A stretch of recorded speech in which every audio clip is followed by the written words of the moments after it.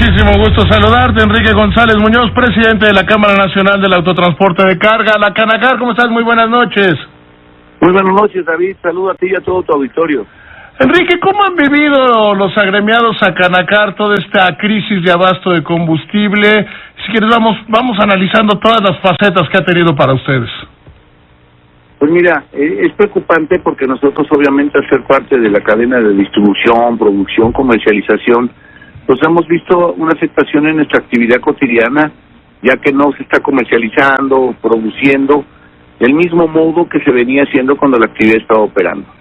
Ante esta situación, nosotros hicimos un planteamiento, quiero aclarar muy certeramente que la mayoría de los hidrocarburos que faltan son las gasolinas, que nosotros dependemos del diésel y teníamos el temor de que empezara a escasearse el diésel de la misma manera que la gasolina. Por ello lanzamos una petición al gobierno federal en la cual estábamos solicitando 3 puntos meramente. Nosotros nos comprometemos, por un lado, a trabajar 7 días, las 24 horas, en el momento en que estamos considerando que este es un plan de contingencias, mismos que utilizamos cuando hay un sismo, cuando hay un huracán, y estamos llevando productos a través del primer punto. Nosotros tenemos un alto índice de robos, David. Como dato, te puedo decir que el año pasado nos robaron más de 12,000 litros en carreteras, con una extrema violencia en nuestros conductores, porque como sabrás, algo que también venimos peleando es que el robo al transporte es un delito que no es grave. Entonces, pues, los delincuentes entran y salen con mucha facilidad.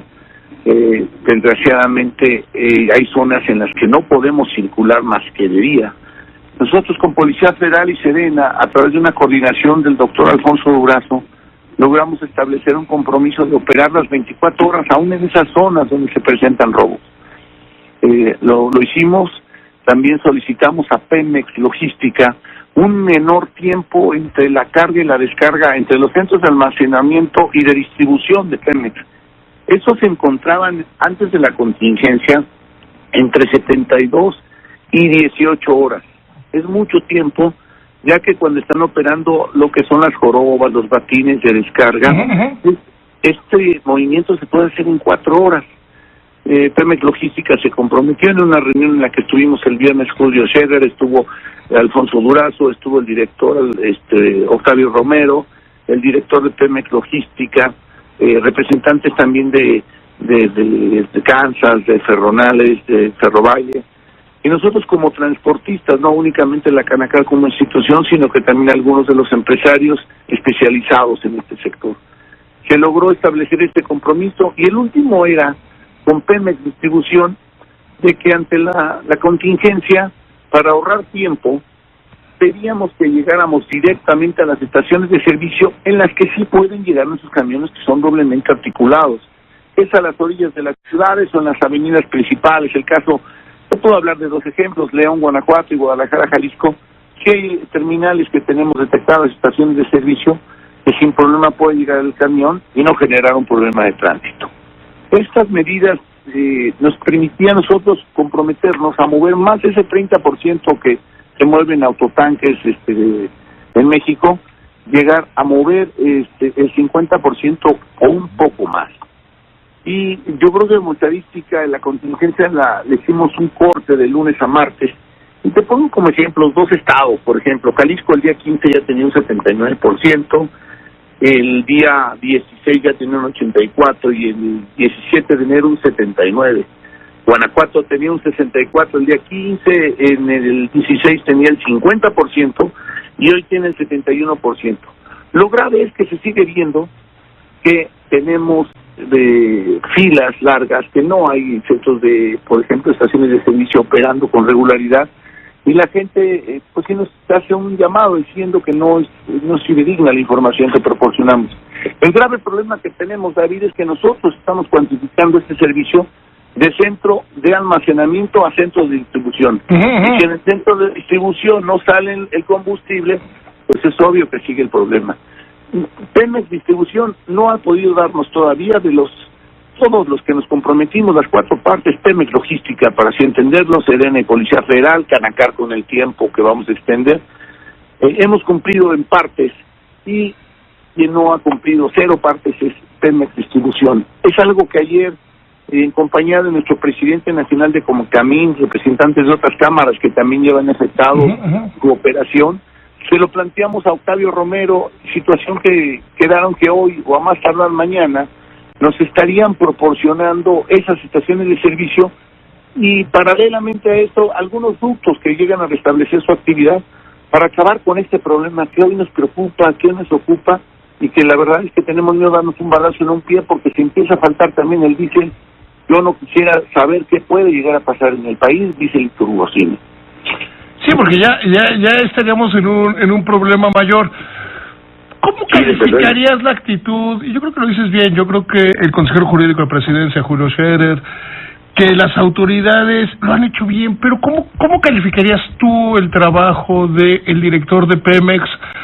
Que ya hemos oído en este programa diversas voces que dicen que es omiso, que no está entendiendo la problemática. Ayer o anteayer decía en estos micrófonos Juan Pablo Castañón, el presidente del Consejo Coordinador Empresarial, que no se han podido reunir con la secretaria de Energía. ¿Cómo verías qué es esta parte del gobierno donde ha sido el desempeño? Bueno, nosotros logramos también ese día no estaba la Secretaría de Energía, estaba la Secretaria de Economía, Graciela Márquez, en la que también ella está preocupada por los impactos que puede llegar a tener.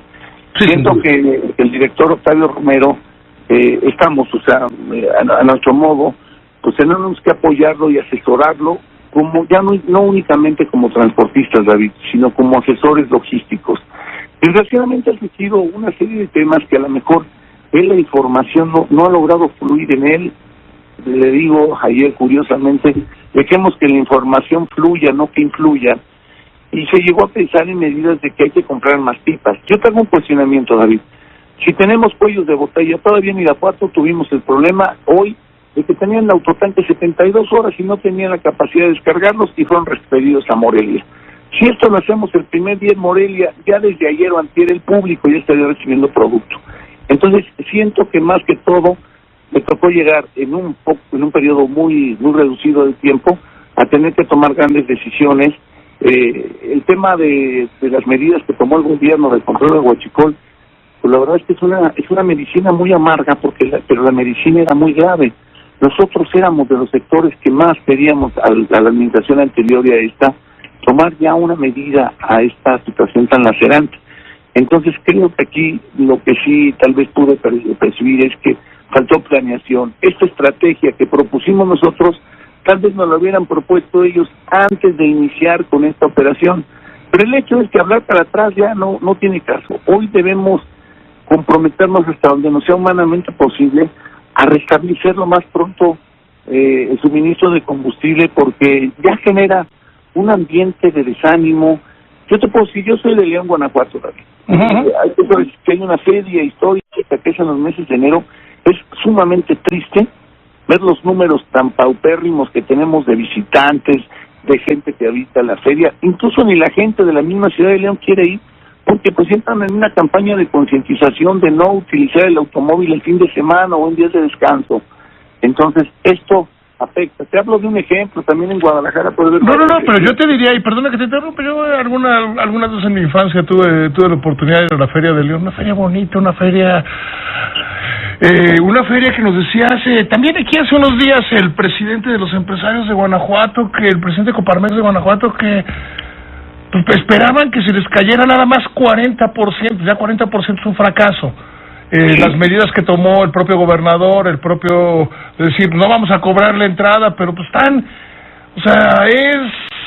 es un daño económico irreversible, porque hay, y tú me corregirás si me equivoco, pues hay mucha gente que su gran oportunidad de hacer dinero, de hacer negocios en la feria. O sea, las ferias tienen esa función para en algunas poblaciones. Ese es en gran sentido el origen y la permanencia en el siglo XXI de estas ferias.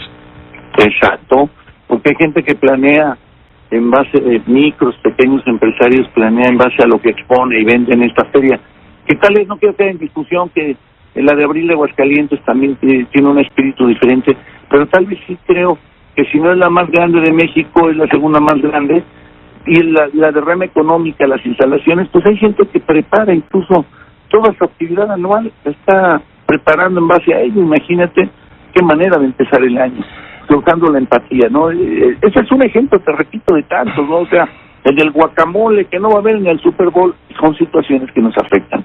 Entonces, ¿cuál es nuestra postura, David? Ofrecer alternativas, no quejarnos. Ya vendrán tiempos de quejas y de podernos sentar a platicar de qué se pudo haber hecho antes, pero hoy como estamos, tenemos que estar preparados, tenemos que estar dispuestos y aportar socialmente. Socialmente hablamos de que mientras no se restablezca la actividad económica, pues nosotros no nada más movemos hidrocarburos, nosotros movemos, pues el 90% de las mercancías del país se mueven a través del transporte terrestre, e indirectamente ya tenemos una situación muy grave, y sobre todo en las zonas donde pues ya no pueden producir calzado. En León ya no pueden producir tequila, en Jalisco, y que va a otros puntos de la República, porque a veces ni los empleados están llegando, las producciones bajan. Entonces, sí es algo que, pues finalmente, ayer con el acompañante de nuestro presidente, con Camín, hablábamos que es una situación que afecta ya a toda la industria. Entonces, cada quien debemos poner algo de nuestra parte. Sentimos que nosotros tenemos una responsabilidad muy grande, porque sí somos un sector prioritario de los que pueden llegar a empezar a restablecer, pero es imposible que nosotros lleguemos a mover el 100% de los combustibles. La estructura de distribución logística en México no está preparada de esa manera, porque gran parte, casi el 70%, se hacía a través de ductos. Te recapitulo, nosotros el 32%, un 8% los ferrotanques, y a través de Salina Cruz, que está una refinería, pues se van repartiendo en toda la costa del Pacífico, en Mazatlán, en Topolobampo, en Acapulco, en Manzanillo, en Lázaro Cárdenas, y la última milla siempre la hacemos nosotros hasta el centro de distribución, que finalmente ya la entrega a estaciones de servicio, pues ya lo hace las famosas pipas blancas de la paraestatal. Pero aquí hay un punto, es difícil ayudar cuando no se están dejando ayudar, ¿no? Desgraciadamente creo que por partes. Si yo recapitulo a quien le pedimos ayuda, de Policía Federal y de Ejército, sí te quería decir algo, que pese a los 5 robos, y así coinciden todos los empresarios que realmente tuvieron este quebranto, sí hemos encontrado un apoyo. No estamos frente a una situación fácil. Me dicen que sí es crimen organizado. No, pues yo no sé porque no soy policía, pero lo que sí te puedo asegurar que... Sí, ni juez, ¿no? No, y no tampoco, pero qué organizados están, porque la verdad es que los robos nos los hicieron en las zonas donde nosotros mencionamos que no eran tan graves, entonces el efecto cucaracha operó. Como esto salió a la luz pública, pues nada más se cambiaron de lugares. Pero pese a eso, Policía Federal ha hecho su trabajo. Pemex Logística lo ha hecho a medias. Y yo creo que este tipo de información, más que acusar o criticar, se la hacemos saber a Octavio Romero, y él sí se sorprende, y él intenta tomar ya medidas con quien tenga que hacerlo internamente.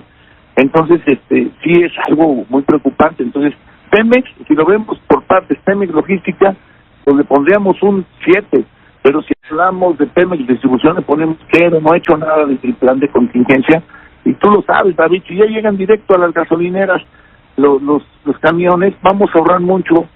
Yo creo que estoy hablando más hasta de 72 horas entre lo que llega al depósito y luego llega a las estaciones de servicio. Claro.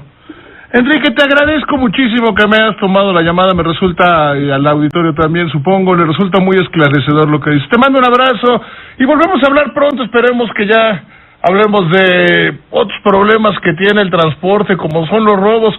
Porque uno puede decir, vamos a parar el robo en ductos. Sí, también paremos el robo al transporte, que es tan grave y tan peligroso como lo que es. Te agradezco muchísimo, mi querido Enrique.